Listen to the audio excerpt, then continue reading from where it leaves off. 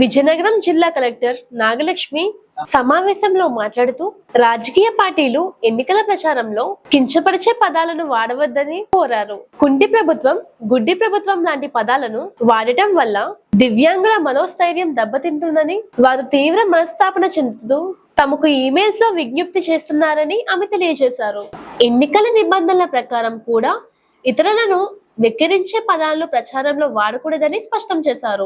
రాజకీయ పార్టీల ప్రతినిధులతో కలెక్టరేటర్ లో బుధవారం ఆమె ఒక సమావేశాన్ని నిర్వహించారు. ఈ సమావేశంలో కలెక్టర్ మాట్లాడుతూ ఓటర్ జాబితా సవరణ గురించి ముందుగా వివరించారు. జాబితా ప్రకటించిన తరువాత ఇప్పటి వరకు జిల్లాలో సుమారు 10,000 కొత్త ఓట్లు చేర్చామన్నారు. కొత్త ఓటర్ల కోసం దరఖాస్తు చేసుకోవడానికి ఈ నెల 14వ తేదీ వరకు అవకాశం ఉందన్నారు.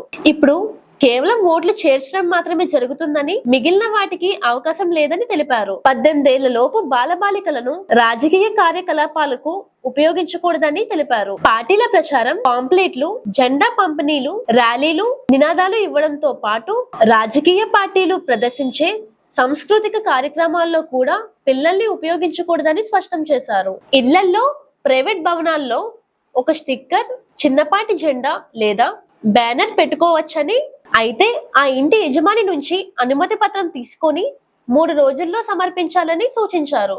ఈ సమావేశంలో joint collector K Karthik, DRO SD Anitha, వివిధ నియోజకవర్గాల ఆర్ఓలు, మోడల్ ఆఫీసర్లు, తహసీల్దార్లు, రాజకీయ పార్టీల ప్రతినిధులు రొంగలి పూతన్న, శ్రీనివాసరెడ్డి, నరసింహారావు, రమేష్ కుమార్, సోములు తదితరులు పాల్గొన్నారు.